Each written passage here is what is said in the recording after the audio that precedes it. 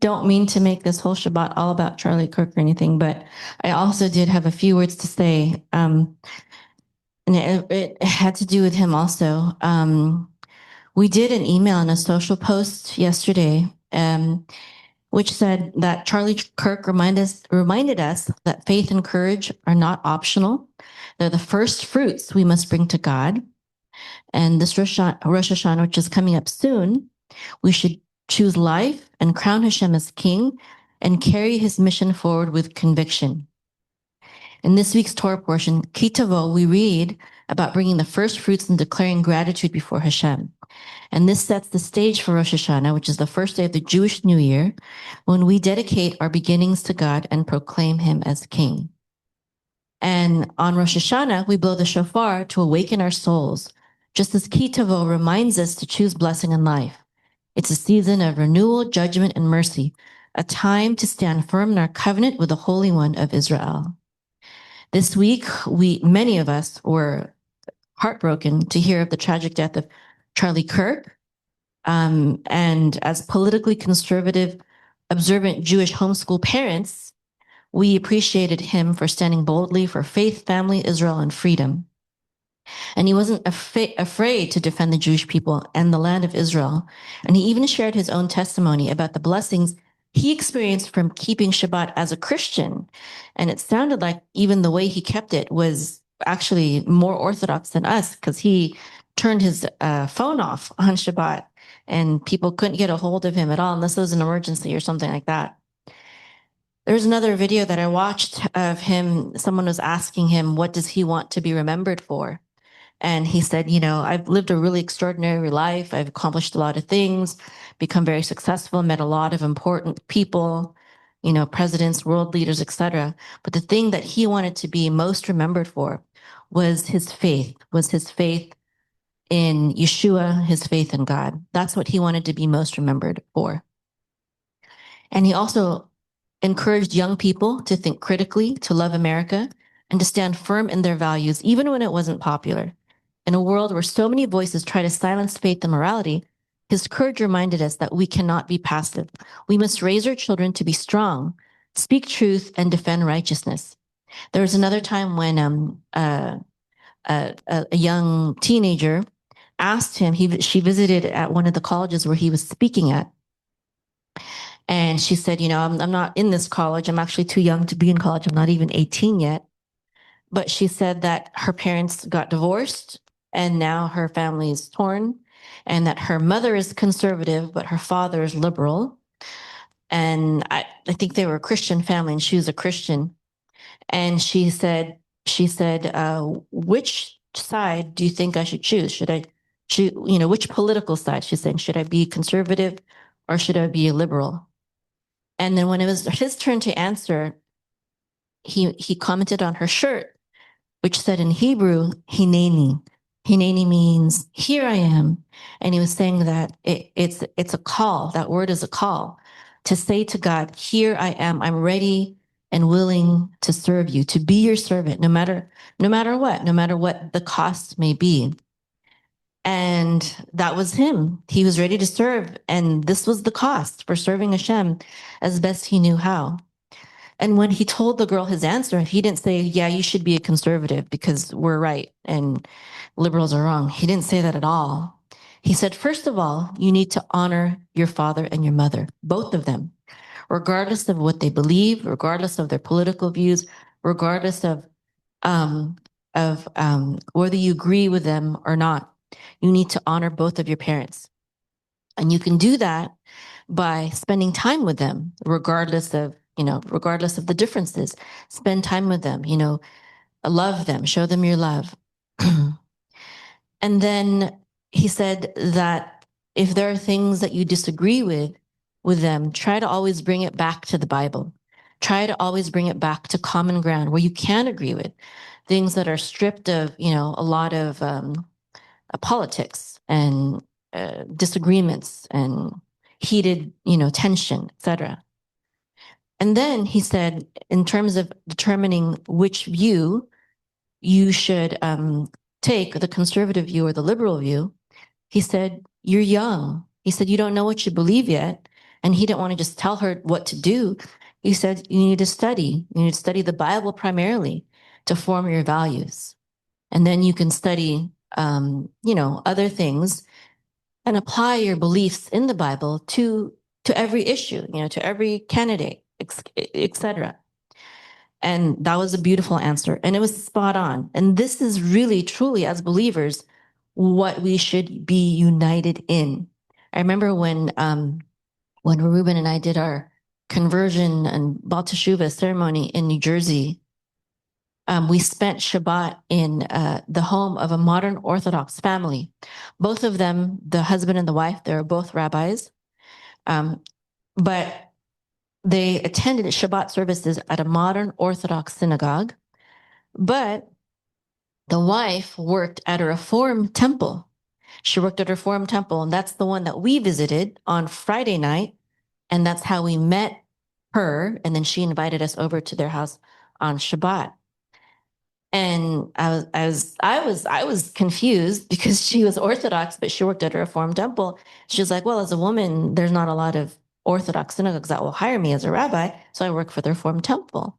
And then she also said that she likes the way that the Reform Jews do a lot of outreach.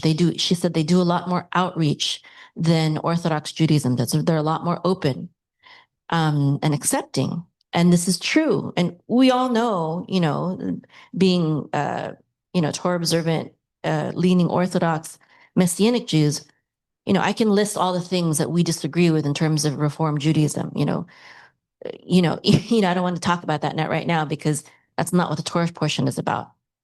But she still appreciated the beauty and the love and the acceptance of Reform Judaism. And you know what?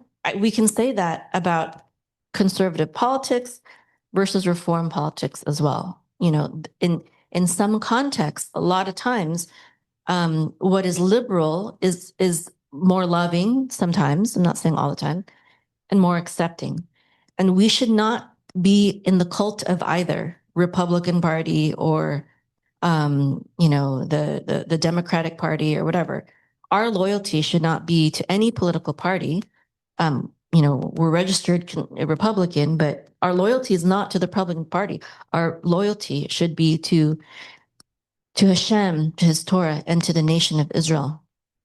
And I'm not talking about the physical, a secular nation of Israel. I'm talking about the biblical nation of Israel, which extends the borders of the land of Israel as we know it today. This is where our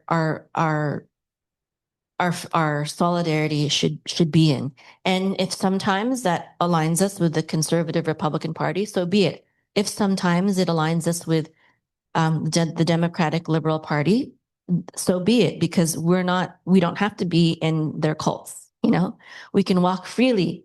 Yeshua, he leaned Pharisaic in many of his stances and his views, but he was willing to dine with anyone. He was willing to talk to anyone, just like Charlie Kirk was willing to talk to anyone.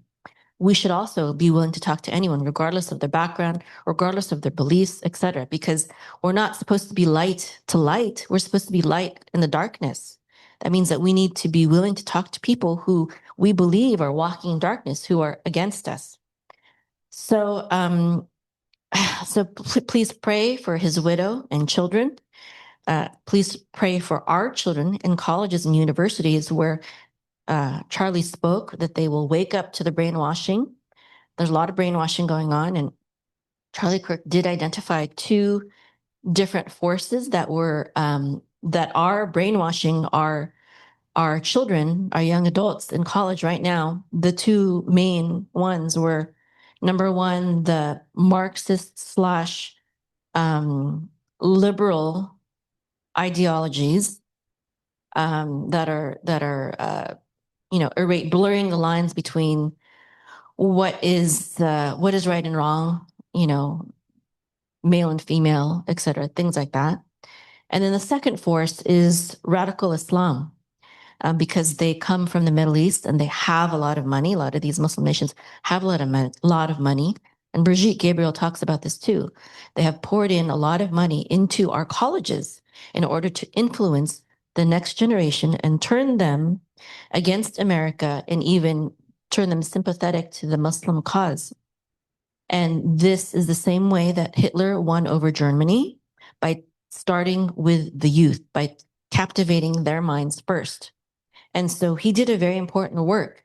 He did in terms of going to the colleges and speaking to people and turning these children's hearts back to the fathers, as Malachi chapter 4 said. And the fathers in this context are not just our earthly mothers and fathers, but it's our forefathers of the faith, Abraham, Isaac, and Jacob. So may his memory be a blessing, and may we carry forward his mission by living with conviction, with courage, and with an unwavering love for God, Israel, and the USA. And I'd like to address one more thing, which is that after we put this post out and also emailed our email list, we got some hateful replies back saying that Charlie was a racist and a bigot and things like this. And I've personally been following Charlie Kirk and listening to him talk for years. I don't remember a single racist or bigoted thing that he has ever said. Because of his strong conservative stances, I can see how people might take out certain quotes from things that he said, and without the full context, it may seem racist or bigoted.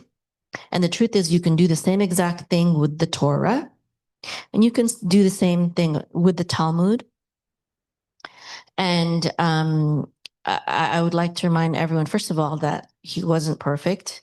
But second of all, some of his views are merely taken out of context, or they're ruffling people's feathers who don't have a Torah worldview. And because they don't have a Torah worldview, then yes, they think that certain conservative ideas are hateful. But that has to do more with your worldview, not necessarily. That doesn't necessarily mean that someone is racist or something like that, just because someone has a worldview that's different from yours. And his best friend, or supposedly one of his close friends, was Candace Owens. And Candace Owens was very anti-Semitic. She hated, at least it seems that she hates Israel, and she's very hateful towards the Jewish people.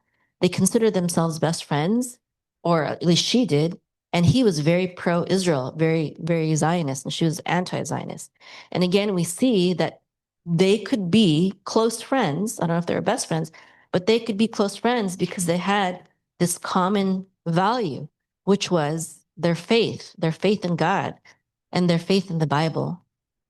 And so I think this is what we have to remember, when we're with other Jews, when we're with other Christians, when we're with seculars, and when we're with liberals, we're always, even if we're with someone of the same faith, there's always going to be disagreements and places where we can get mad at each other and hate each other and argue with each other about. But there's always also common ground that we can share, and to make sure that we build on that before we, practice sinat chinam, or baseless hatred, which, as our sages say, was the reason for the destruction of the Second Temple. Also, Rosh Hashanah is coming soon, Monday, September 22nd, in the evening. It begins at sundown. So we're going to have an online service at 7:05 p.m. This says here. That's candlelighting time. And Ma'ariv. And then we'll have an in-person service here on September 23rd on Tuesday. And that's the day that you should take off. That's the most important day you should take off for Rosh Hashanah, Tuesday, September 23rd. And we'll have that online also. And then Wednesday, September 24th is the second day of Rosh Hashanah, kept everywhere, even in Israel, because it's also a new moon. New moons are always kept 2 days. And that service we'll just do online on Zoom. And we also have our full holiday schedule online too, for Yom Kippur and also Sukkot. We're inviting people to come and camp here on our land. We have an acre of land and things like that. There's also hotels nearby. So Shabbat Shalom.